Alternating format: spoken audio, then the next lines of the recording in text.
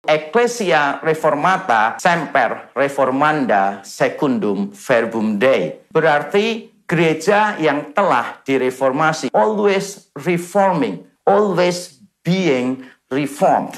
Selalu atau terus-menerus direformasi. Seturut dengan firman Tuhan. Bagi beberapa orang, reforming itu berarti changing. Kalau changing itu bisa ke arah yang baik, bisa ke arah yang buruk. Tapi kalau reforming berarti ada sebuah pola dan kita kembali kepada pola itu. Jadi kita percaya bahwa gereja harus terus-menerus berubah, tetapi berubah di dalam arti mereformasi diri dan itu berarti kembali kepada pola sebelumnya sesuai dengan firman Allah. Perubahan kita itu diapit oleh dua kebenaran, yaitu Ecclesia Reformata, bahwa gereja dulu telah direformasi oleh Allah seturut dengan firman Tuhan. Dan Semper Reformanda juga diapit oleh Secundum Verbum Dei, seturut dengan firman Tuhan. 1 Korintus 3 ayat 10 dan 11. Sesuai dengan kasih karunia Allah yang dianugerahkan kepadaku, aku sebagai seorang ahli bangunan yang cakap telah meletakkan dasar dan orang lain membangun terus di atasnya. Tetapi tiap-tiap orang harus memperhatikan bagaimana ia harus membangun di atasnya. Karena tidak ada seorang pun yang dapat meletakkan dasar lain daripada dasar yang telah diletakkan, yaitu Yesus Kristus.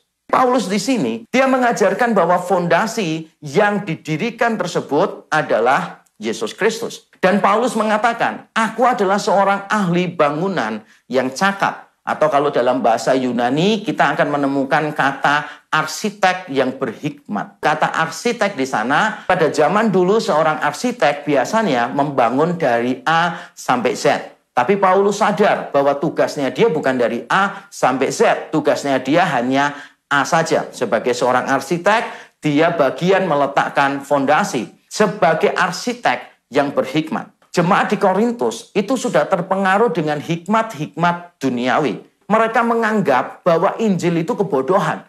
Makanya Paulus menegaskan berulang-ulang sejak pasal yang pertama bahwa Injil adalah kekuatan Allah dan hikmat Allah. Bahwa hikmat ini sudah direncanakan Allah sejak kekekalan, baru dinyatakan pada waktu itu. Ini adalah hikmat yang tersembunyi, yang sejak dulu sudah ada dan tidak akan pernah lekang oleh zaman. Yang harus mengalami Semper Reformanda itu bukan fondasinya sekali lagi, tetapi dinding-dindingnya, jendela-jendelanya, pintunya, atapnya. Kita berhak, kita diberi panggilan bahkan untuk membangun terus di atasnya. Tetapi bukan berarti kita bisa seenaknya membangun seperti yang kita mau. Bagaimana kalau seandainya orang membangun di luar fondasi tadi? Ayat yang ke-11, meletakkan fondasi lain selain Yesus Kristus. Bukan cuma tidak boleh, tetapi tidak dapat. Kalau sampai ada orang yang membangun pakai fondasi yang lain, perhatikan kalimat saya, maka yang sedang dibangun bukan gereja Tuhan.